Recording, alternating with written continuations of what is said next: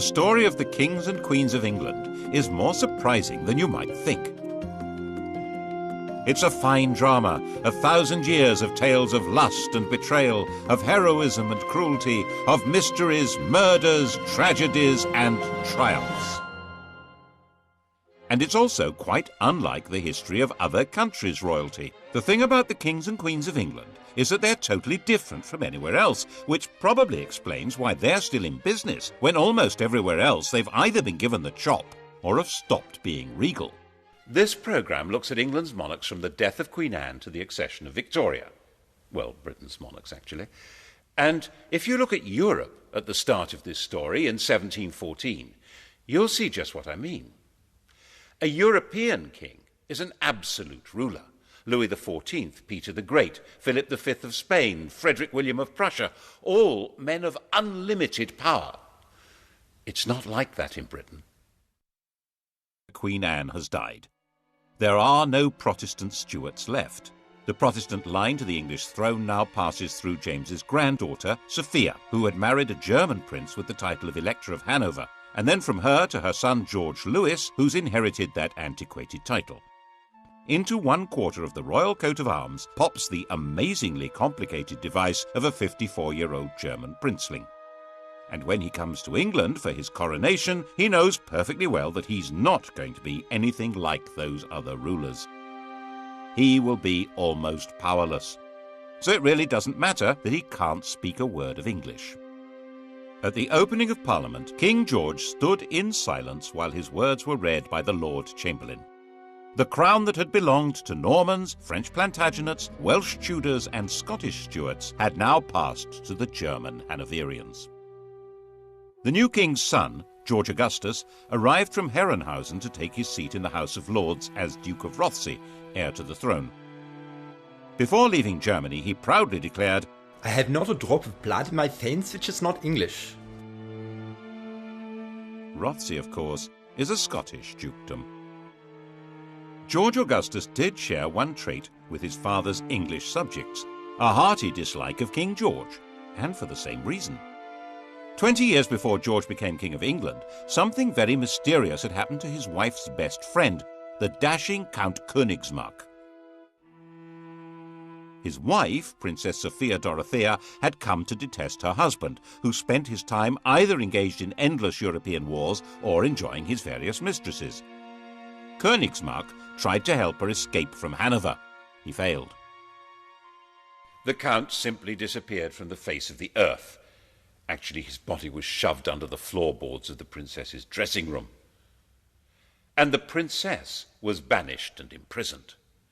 Her son, George Augustus, never forgave his father. In fact, father-son detestation would be the defining mark of the Hanoverian dynasty. They thrived on it. The English weren't too keen on that sort of behaviour either.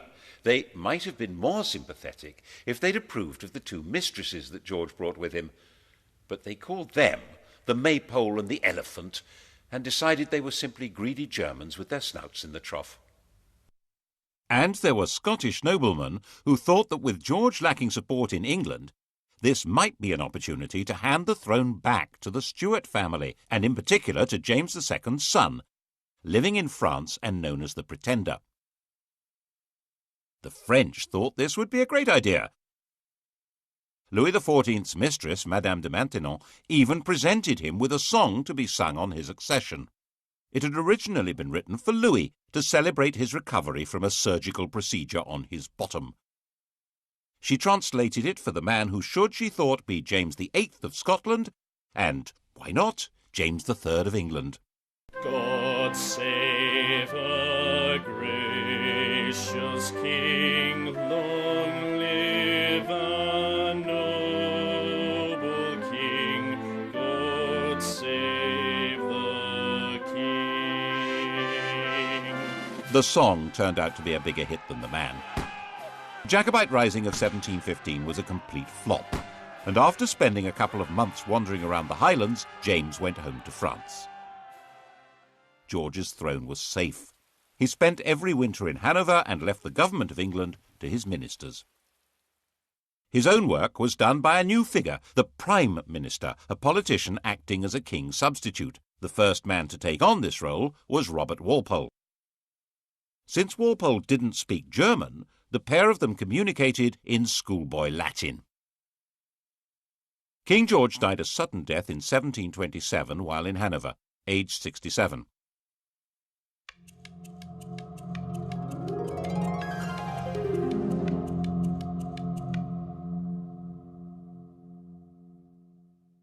His son was living in Richmond, forbidden by the old man to take any part in court life or even to see his own children. When Walpole came with the news of his father's death, George II appears to have regarded it as a wind-up. "That is one big lie." But the outcast prince was indeed now George II, by the grace of God, King of Great Britain, France and Ireland, Defender of the Faith, Elector of Hanover, Duke of Brunswick-Lüneburg and Duke of Celle. When he'd been convinced, he came here to Leicester Square. At the time it was Leicester House, where he'd been running his own court. And here he was attended by the Archbishop of Canterbury, who formally presented him with his father's will. Royal wills had once been the most powerful documents in the world. When William the Conqueror and Henry II died, their wills established who would rule after them. George took his father's will and, instead of opening it, shoved it in his pocket. It was never seen again, to the great disappointment of his father's mistresses. George II's wife, Queen Caroline, had very firm ideas on what should happen next, and her husband was quite obedient. The result was that everyone who'd been hoping for their own promotion in a changed government was disappointed. Walpole remained Prime Minister. He'd promised her that she would get a personal grant of £100,000 a year, double the offer his opposition came up with, and very little actually changed at all. That included the traditional hostility between anyone called King George and his son. The son in question was now, of course, the son of George II, Prince Frederick. According to Queen Caroline, he was the greatest ass, the greatest liar, the greatest canaille, and the greatest beast in the whole world, and we heartily wish he was out of it. She would have said it in German. George agreed with the Queen and refused to allow Frederick to marry Princess Wilhelmina of Prussia on the entirely sensible grounds that I did not think that engrafting my half-witted coxcomb upon a mad woman would improve the breed.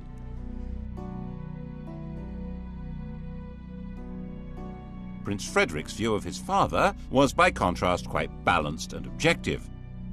He's an obstinate, self-indulgent, miserly martinet with an insatiable sexual appetite.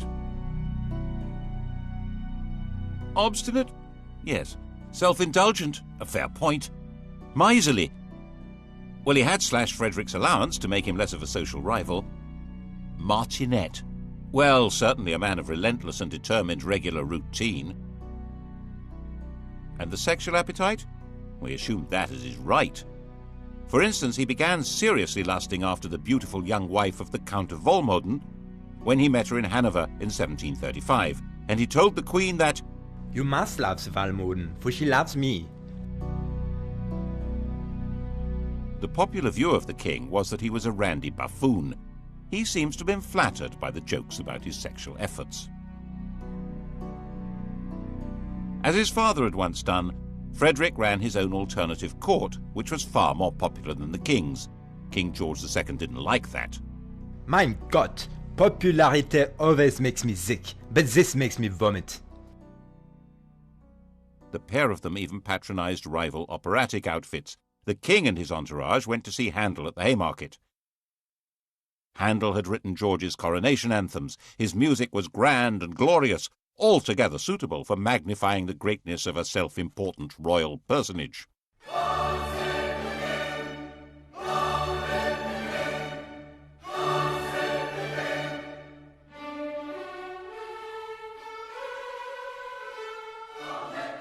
The prince and his crowd stayed away. They went instead to the Theatre Royal in Lincoln's Inn Fields. That was where opera was being transformed into popular musical theatre. The biggest hit was The Beggar's Opera, a vigorous tale of the criminal classes which lots of people said was intended as a satire on the court and Walpole's government. When you censure the age, be cautious and sage, lest the courtiers offended should be. If you mention vice or bribe, 'tis so pat to all the tribe. Each cries, that was levelled at me. It was all very entertaining, watching royalty playing out their family quarrels, but they were not quite reduced to the level of powerless performers. King George was a fighting man, like his father, head of the army, and very much engaged in the quarrels between the rulers of continental Europe. Walpole tried hard to keep him out of wars, but in 1739 the king got his way and England went to war with Spain. This was the start of a steadily growing involvement in the power struggle between France, Prussia and the Habsburg Empire. Its culmination for George came in June 1743. He found himself under attack by the French at a German village called Dettingen. His horse bolted, but George stood in front of his troops, waved his sword and made a rather ponderous but actually rather brave little speech. Now, boys, now for the honor of England. Fire and behave bravely, or the French will soon run. And so he became the last English king to lead his troops in battle. It was a fierce fight, and George emerged a bit of a hero. But he didn't rule the country. Governments and ministers came and went not because he wanted them, but because Parliament wanted them. In fact, George called himself a prisoner on the throne. In 1745, he played no part in the battles of Prestonpans or Culloden, which were far more important to the throne than the Battle of Dettingen. After all, they were battles for the throne itself. The cause of King James Stuart, the king who'd fled from William of Orange in 1688, had never been forgotten by the Scottish Highlanders. Its supporters of a Roman Catholic monarchy, were called Jacobites, the Latin for James being Jacobus. James's son, the Pretender, had tried and failed to take the throne in 1715, and now, 30 years on, he was known as the Old Pretender. His son Charles, born in Rome, was the Young Pretender. Bonnie Prince Charlie to his supporters, Charles Casimir was 25 years old, pale, thin, romantic and brave. And he decided that George was so unpopular it would be a doddle to take over. He turned up at his own expense in the Hebrides and summoned the Scottish clans. Most of them responded, but out of a combination of loyalty and desperation rather than conviction.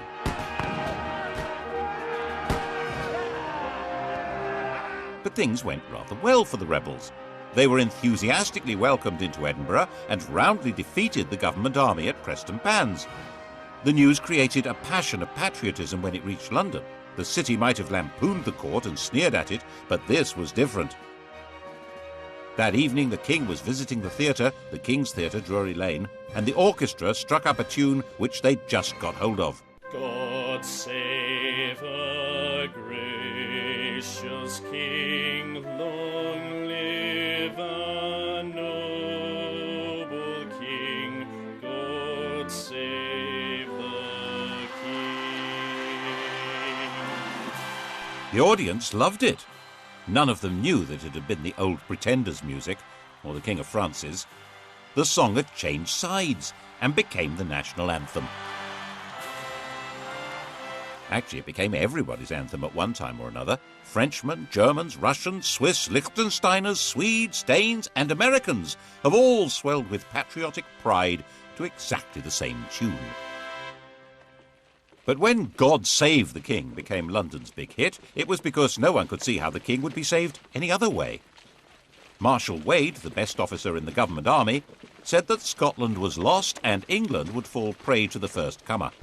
Lord, grant that Marshal Wade may by thy mighty aid victory bring.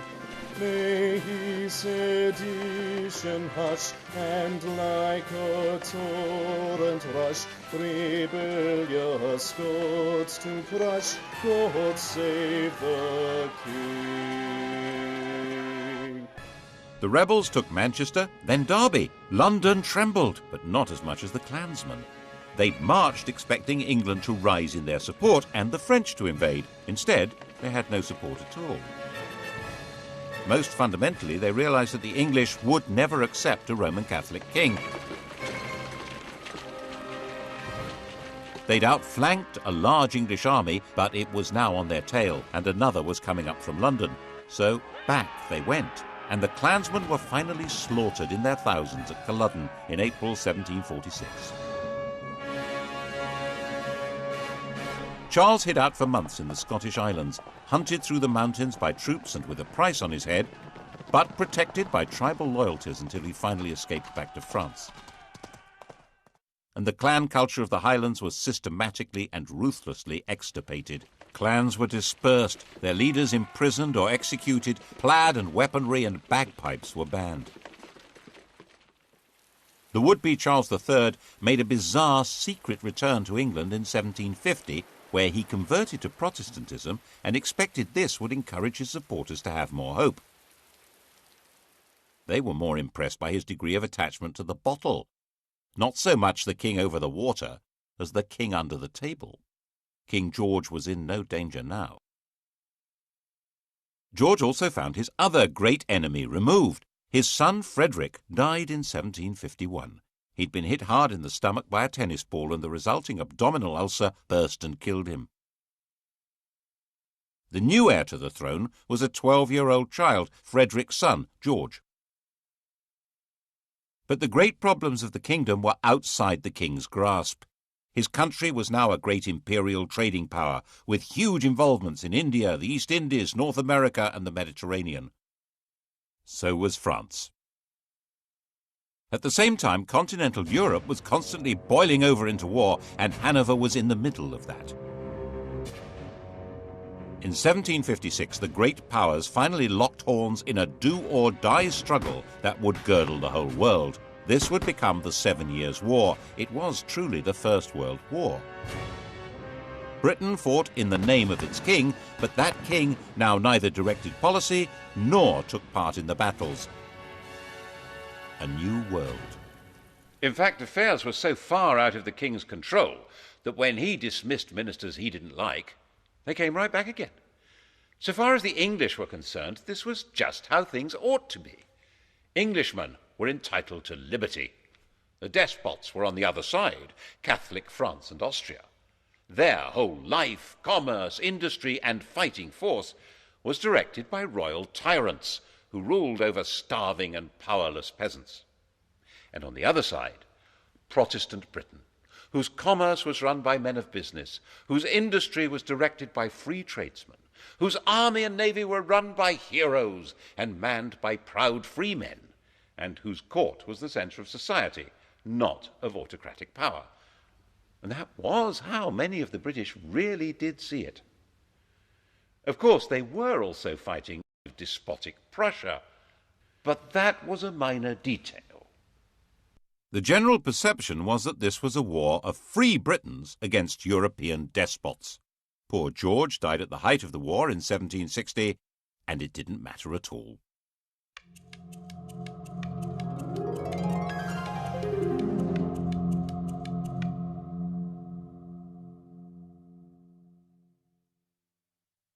His grandson, now George III, was 22 years old. He had been brought up by his mother, a German princess, in her imitation of the very deferential court of Hanover. He learned the European idea of what a king should be, an enlightened despot whose power was absolute and was to be used for the benefit of mankind.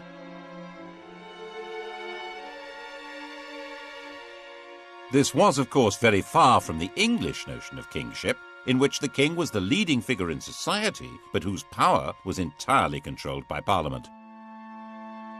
He immediately set to work as a bossy, quick-speaking, managerial king, deliberately fogyish. "I'll have no innovations in my time. What? He read widely. He was fascinated by machinery and agriculture. He was a man delighted by the agricultural and industrial revolutions, and he was determined to restore the crown to what he saw as its proper position, a position abandoned, in his view, by Georges I and II. Unlike them, he'd been born in England and spoke good English, even if his grasp of grammar was ropey, and he had no old or young pretender to challenge him. At the opening of his first parliament, he declared, "Born and educated in this country, I glory in the name of Britain." Parliament was controlled by one party, the Whigs, effectively an oligarchy of rich men who ran the country by a system of bribery, patronage, and nepotism. George felt that it was his job to improve matters. And so began the most catastrophic reign since James II. If it hadn't been for George III's attempt to turn back the clock, the inhabitants of New York might still be using British passports, and the inhabitants of Los Angeles and Miami, Spanish ones. Now there's a thought. To break the power of the Whigs, he set about creating what was almost his own political party, a group of MPs known as the King's Friends. He took back the power of distributing positions and favours from the government and did it himself, so he soon built up a collection of political dependents. His first objective was to bring an end to the war. He didn't at all share the anti-French views of the Whig Prime Minister, William Pitt. It took a lot of political manipulation, but in 1763, with Pitt removed from power, a peace treaty was signed. By this stage, the war had actually been won. Pitt's policies had resulted in Britain becoming the dominant colonial power in the world. Britain was more or less undisputed ruler of North America, India, the Caribbean, and much besides. And George took the credit, the glory, and tried to take control. At the end of the 7 Years' War in 1763, the King of England ruled over more of the world than any man since Genghis Khan, an empire about 5 times larger than Rome.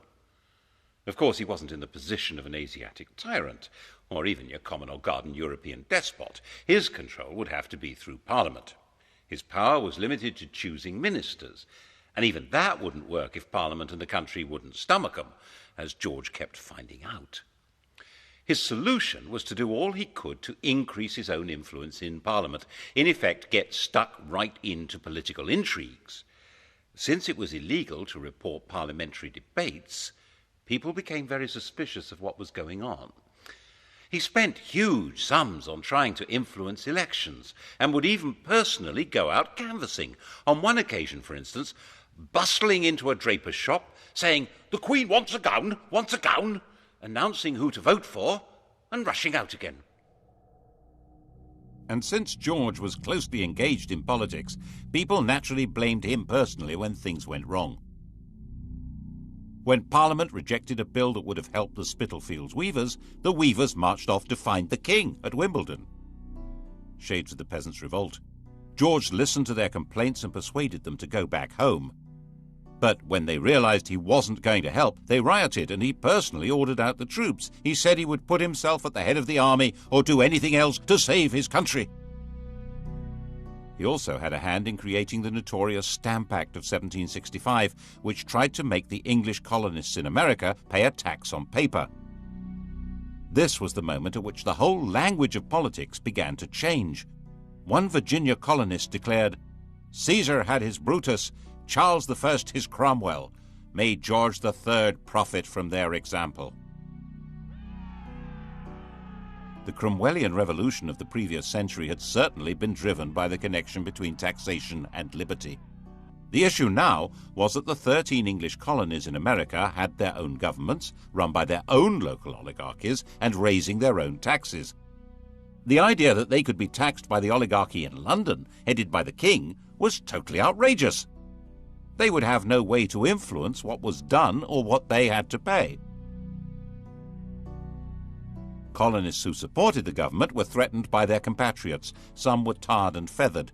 And by the time the act came into effect, there wasn't a single person who'd accepted the job of commissioner to collect the tax. It had to be repealed. There was similar alarm in England, as in his attempt to control Parliament, George arrested his leading critic there, John Wilkes. Mobs rioted in the name of Wilkes and liberty and threatened the king. Wilkes was released, and it was established that there was a legal right to report and criticize what happened in Parliament. But by 1770, he had created the political system he wanted. The political parties had collapsed, and he had a docile chief minister, Lord North, with a parliamentary majority through whom he could run things the way he thought they should be. George liked running things. Popularly known as Farmer George, he took a very close interest in modern farming methods, developing animal breeds and new crops. These were the same modern farming methods, which by enclosing common lands and creating large self-contained farms were breaking up village communities all over England and creating a new class of half-starved, landless wage labourers. Bad harvest didn't help, nor did a collapse in trade. The colonists in America were showing their anger by refusing to import anything from Britain. Lord North decided the best thing to do was repeal all the taxes on them except for a symbolic tax on tea. 3 years later, he arranged another Act of Parliament to try to help the East India Company sell more tea in America, and radicals in Boston retaliated with a symbolic tea party, at which men dressed as Native Americans dumped the tea in the harbour.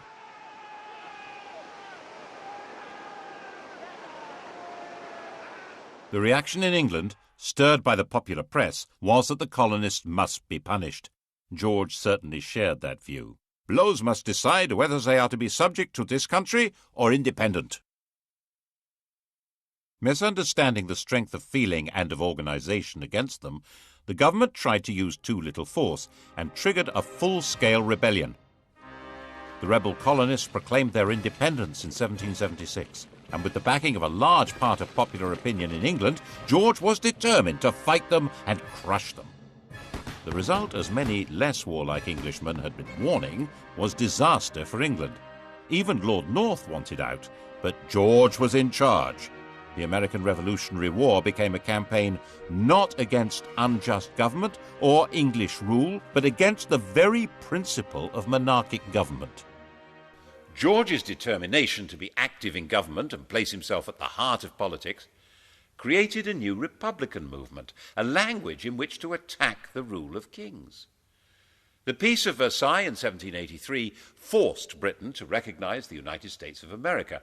6 years later, their host at Versailles, Louis XVI of France, was himself called on by a revolutionary crowd who carried him off and set up their own republic.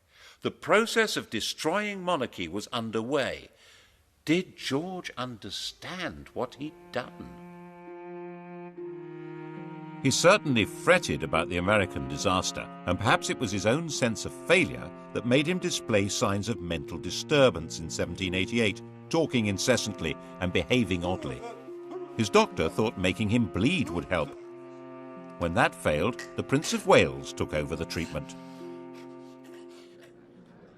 The Prince of Wales was 26 years old, a dashing, if rather fat, man about town, and in the grand tradition of their Hanoverian ancestors, King George and his son hated each other. The prince lived in the house bought for his mother, the Duke of Buckingham's magnificent home near St. James's Park. It was still called Buckingham House.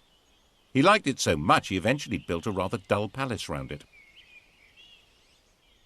When he came of age, he'd set up his home in Clarence House, taken his seat in the House of Lords, and set about being a thorn in Daddy's flesh, partly by opposing his father's ministers and partly by his wildly extravagant social life, in the course of which he secretly married a glamorous widow, Mrs. Fitzherbert, after a passionate wooing process that included theatrically stabbing himself to safely produce as much blood as possible.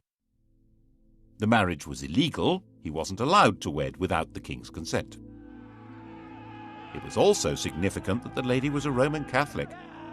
In 1780, anti-Catholic rioters stirred up by Lord George Gordon had taken over London for a week. Eventually dispersed by troops on the King's orders, the Gordon riots ended with 290 people dead and 25 ringleaders hanged, not, of course, Lord George.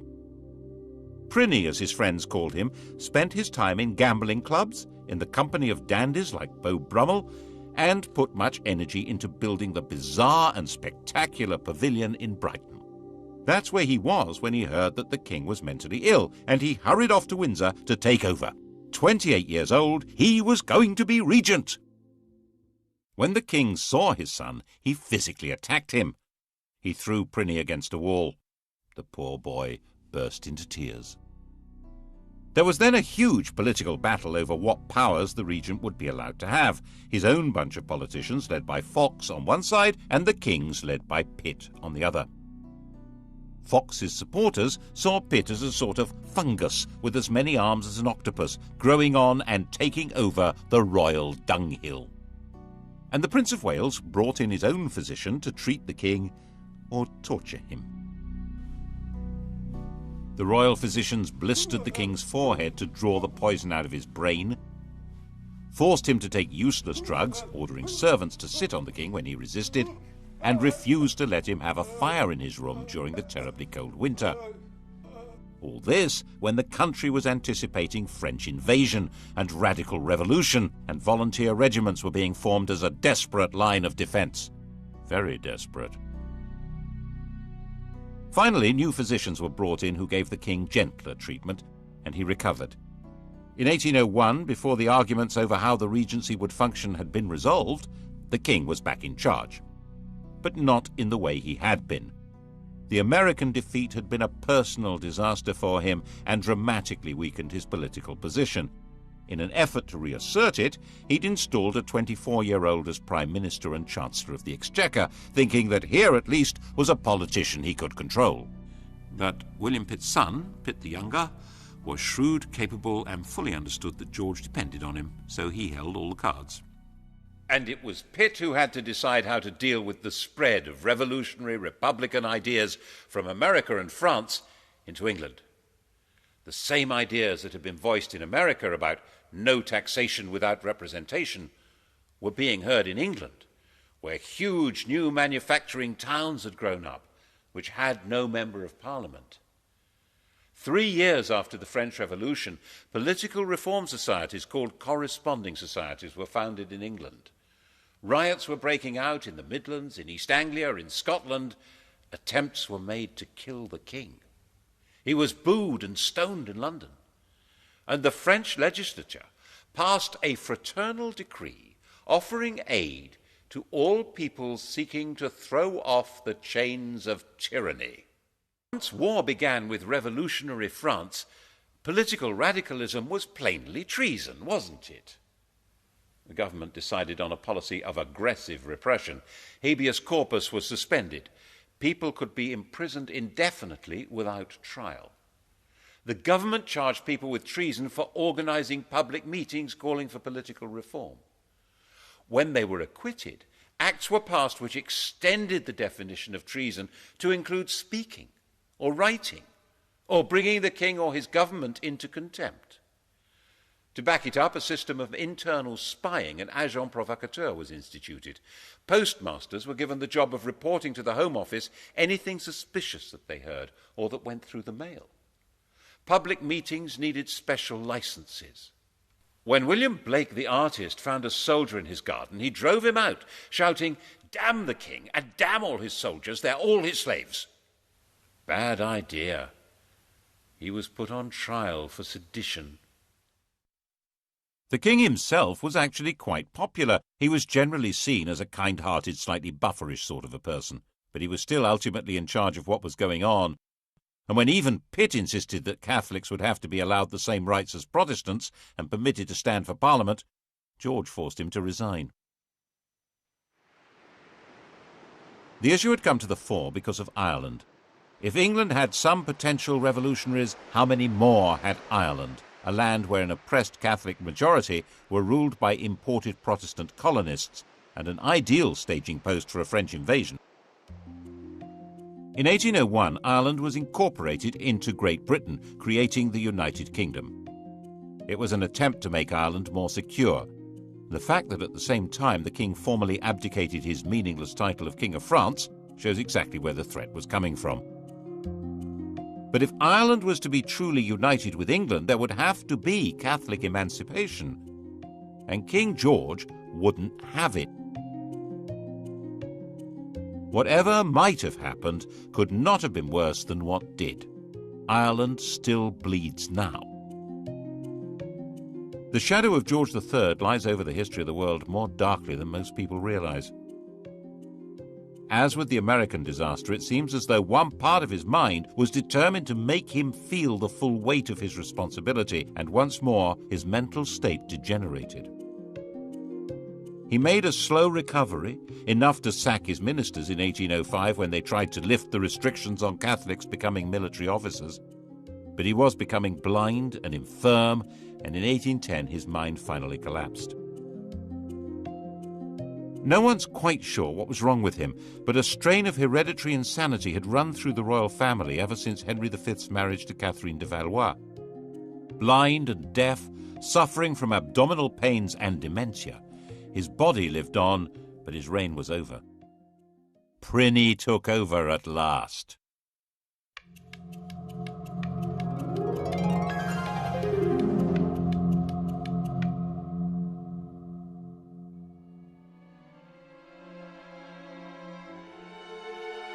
By this time, European monarchy had been transformed.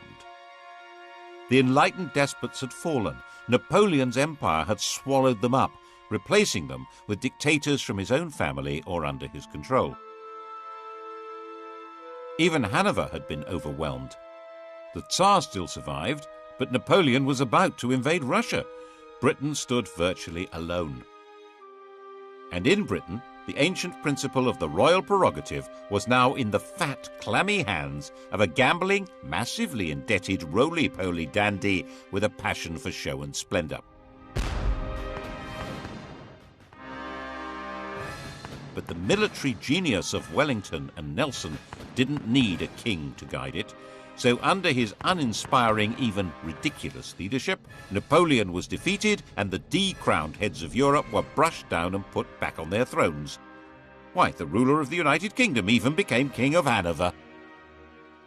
Pliny had been against everything his father stood for, but now he was in power. He suddenly adopted all his father's political principles, especially his determined opposition to letting Catholics have civil rights and to any reform of Parliament. Elections were basically a farce, with some MPs representing constituencies with almost no voters, and the vast majority of people unrepresented. The king thought this was fine. Lots of other people didn't. And this became a desperate issue in the years after the Napoleonic War. There were thousands of unemployed ex-soldiers. There was an agricultural depression made worse by the terrible summer of 1816, and there was increasing unemployment due to the use of new machinery. And the Prince of Wales's appetite for luxurious silverware and furniture grew mountainous. Graffiti appeared saying "Death or the Regent's head." At the end of 1816, there was a full-scale riot in London aimed at setting up a radical government. The next month, the Prince Regent's carriage was mobbed on his way to open Parliament. The grim apparatus of repression was revived. The death penalty was restored for unlicensed public meetings. Printers of seditious material were to be seized. There was plenty of seditious material. The Prince Regent was a laughingstock. The flood of caricatures and satires was unstoppable. His extravagance was spectacular. A few years earlier, the government had agreed to clear his huge debts on condition that he made a legal marriage. The victim selected was his cousin Caroline of Brunswick, a charming, friendly and unassuming young lady who was also a bit of an exhibitionist. He spent the wedding night drunk. After 9 months to the day, Caroline gave birth to a daughter, but by then her husband had long abandoned her. He devoted himself to the pursuit of motherly mistresses and treated Caroline with a cold brutality which really defined his personal style. He was more of a pasha than a regent, and the Brighton Pavilion made that declaration loud and clear. George III finally died in 1820, having notionally reigned for 60 years, the longest reign until Victoria. And he was 81, the longest life of any British ruler so far.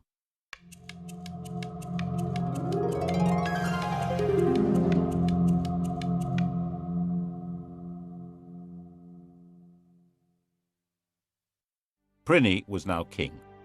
His wife Caroline now decided to come to England from her exile on the continent and take her place at her husband's coronation. An immediate attempt was made to pass an Act of Parliament divorcing the royal couple, but it was dangerously unpopular and had to be abandoned. She turned up for the coronation at Westminster Abbey, but the door was closed in her face. The coronation, fabulously expensive, was performed in complete privacy. She went away broken-hearted and died less than 3 weeks later. Her body was to be returned to Brunswick for burial. The king, nervous of a riot, insisted that the coffin should not be transported through the city of London. But it was seized by Londoners, who staged their own funeral procession with it and were gunned down by the house guards at Hyde Park Corner. Afraid of being attacked and afraid of being laughed at because of his great swollen body, from 1823 King George IV avoided being seen in public. He even built a tunnel to allow him to get from his rooms in Brighton Pavilion to the riding school in private. And of course it was said ever since that it connected to his mistress's house. It became essential for the government to break the king's opposition to reform, especially with regard to Catholics, but he held the power of veto. The arguments went on hour after hour, day after day, with the king becoming more enraged and more ill, until finally he broke. By February of 1830, he was partially blind and raving, convinced that he'd commanded a division at Waterloo and ridden a winning race at Goodwood. And so he died. And they found 50 years of coats, boots and pantaloons, and countless bundles of women's love letters, of women's gloves, of locks of his many mistresses' hair. Why on earth did Britain need a king? What use was he to man or beast? Why in heaven's name wasn't there a revolution? The truth is, no one knows. Some historians think it was a result of Methodism becoming popular, diverting poorer people's energy from politics into religion. Some think it was patriotism in the age of empire, that king and country was a slogan that helped people pull together against Napoleon. But perhaps, given the riots, rebellions and mutinies, it was due more to the efficiency of the police state and the forcefulness of repression. And lurking at the back of people's minds was the distant memory of what it had been like when there had been a revolution, the grim rule of Cromwell's major generals, echoed and made more terrible by the vision of the guillotine in France. Always keep a hold of nurse, for fear of finding something worse.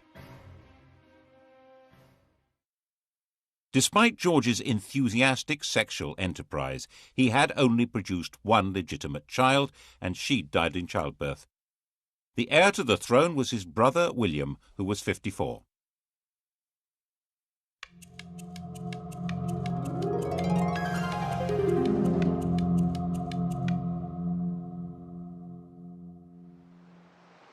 He had been sent into the Navy as a young man, where he developed into a severe disciplinarian and a stickler for etiquette. After he left, he took an actress, Mrs. Jordan, as his mistress, had lots of illegitimate children, and was given to making tactless speeches with not much intelligence. He eventually had made a royal marriage to another German Protestant princess, and Mr. King and Mrs. Queen lived at Bushey to the north of London, like a quite ordinary couple. William insisted that his coronation should only cost a tenth of his brother's, and he was known to give people a lift in his carriage. All this made him rather popular, but when it came to parliamentary reform, he turned out to be as resistant as any other Hanoverian king. By now the popular pressure for changing the voting system into something more representative was virtually irresistible, giving more men the vote, having MPs for the new towns and secret ballots. This would give the Commons more power, so the House of Lords was resisting it, and William sided with them. By 1832 there seemed a real possibility of civil war or revolution. It's possible that if the royal family were part of the aristocracy, as in every other country with a king, that would have happened. But the king and queen had their family roots in Germany, and there was no natural alliance between them and the great aristocratic families. William was weak and was forcefully persuaded to give way, and Britain was started on the road to democracy. After the Reform Bill of 1832, with no more rotten boroughs and greatly reduced scope for electoral corruption, it was no longer possible for the king to play politics inside Parliament to the same extent. The monarchy would now be forced back into its constitutional box, and it was no longer sufficiently dangerous to be worth the trouble of a revolution. When he died in 1837, William's legitimate children were already dead. The heir to the throne was the daughter of his brother Edward, a young girl of 18. She would make a demure and pretty little queen who could leave the business of running England to the professionals. Couldn't she?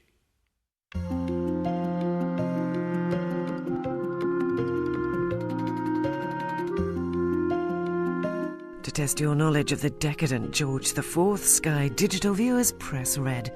On UKTV History next, the modern kings and queens of England coming up here on History, and starting on documentary, The Best of British, Blue Planet.